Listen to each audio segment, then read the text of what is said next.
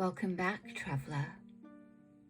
Come with me once more down into the Sunless Citadel, my companions and I having set off with Braknak from the Kobold base, deeper into the ruins.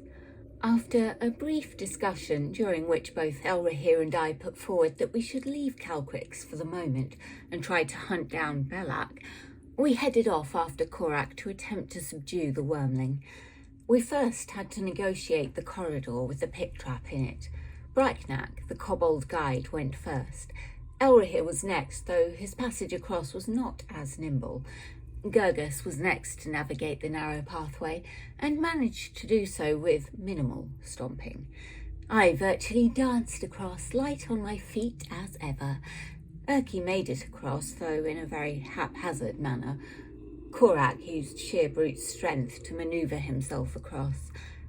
We came upon a room with 4 sleeping kobolds.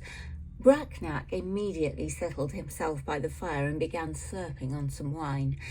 Korac nudged one of the kobolds awake as he passed, getting a bark in retort as it turned over and went back to sleep. Korac raised the bar on the door and went through into the Dragon Haze Hall. Since it was clear the kobolds weren't going to be helping us on this one, we followed. Gergus cast light on his warhammer whilst Korac lit a torch, and into the Dragon Haze Hall we went. We could hear a commotion coming from the goblin town, but we ignored it for the moment and moved towards the trophy room, wherein we had trapped Calcrix previously. Elrohir lit one of the wall sconces as we passed, and Korac placed his lit torch in another, ensuring the end of the hall where we were preparing to do battle was well lit.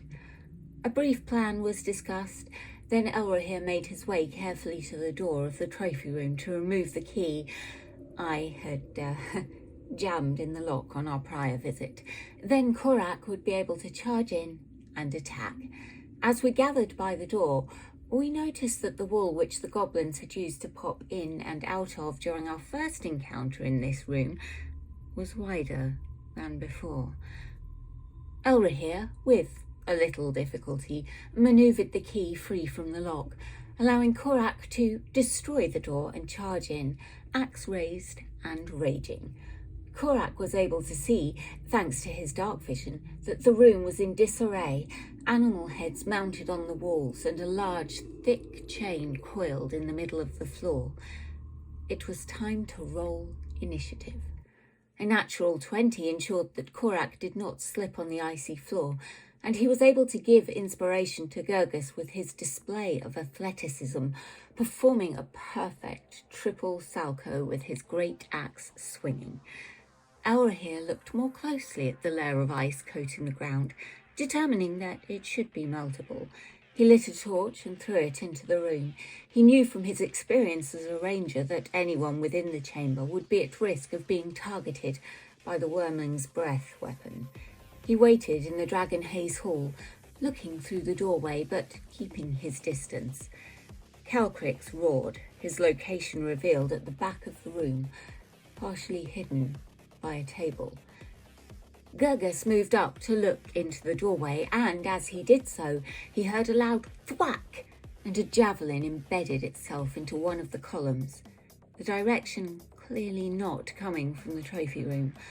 A large bugbear swooped in, hanging about 15 feet above the ground on some kind of rope.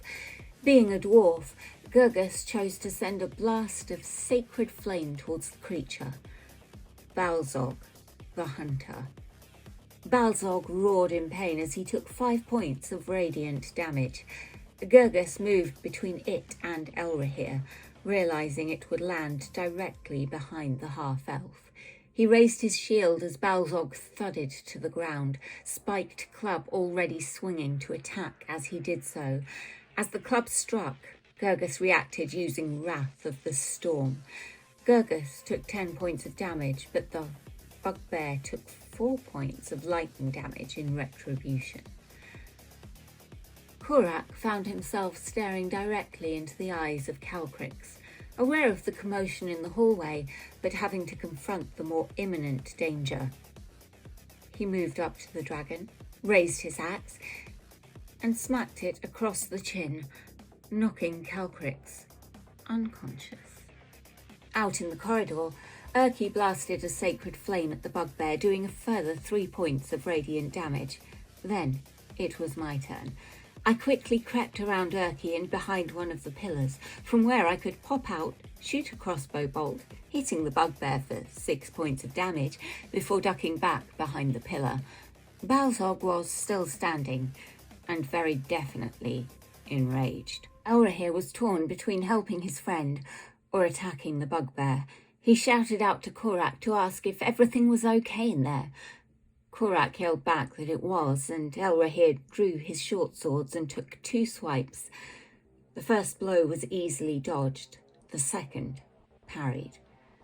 I felt a sharp pain in my Achilles heel as a giant rat I hadn't noticed sank its teeth into me. Balzog turned to glare at Elrohir, out for elven blood. Anger clouded his vision, and he missed Elrohir with his club. Korac charged out to attack the bugbear, Elrohir sidestepping just in time. Korac slammed his axe into the bugbear for a huge 18 points of slashing damage. Safe to say that Balzog did not survive. His last vision was smiling Korac, driving the blade into his clavicle and tearing it down through his body.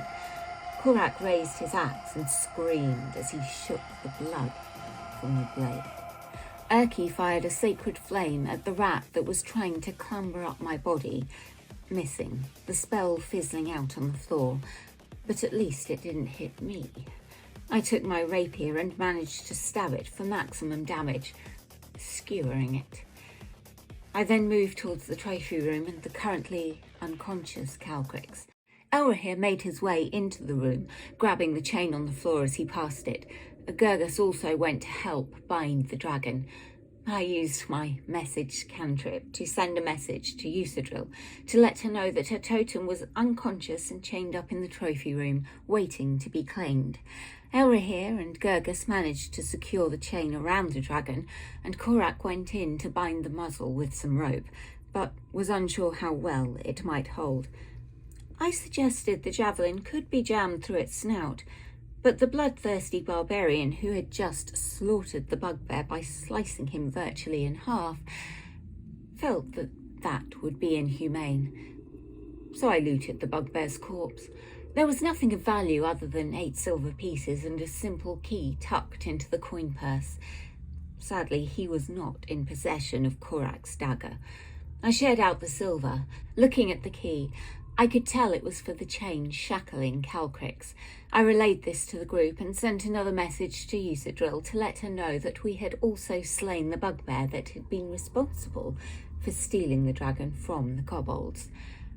We trooped back, victorious, to the kobold queen. I handed over the key to the shackles on Calcrix. Usadril presented us with the possible rewards. 3 spell scrolls, 1 for Nog, 1 for mage armor, and 1 for spider climb.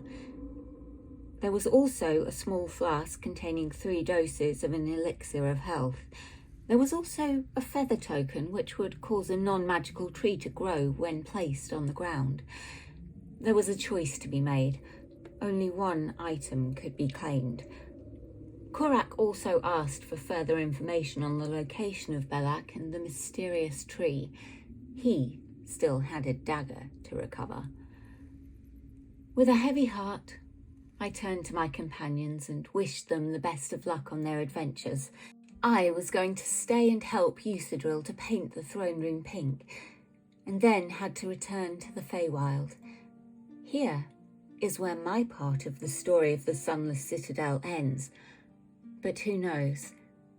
I may have further adventures to relay in the future.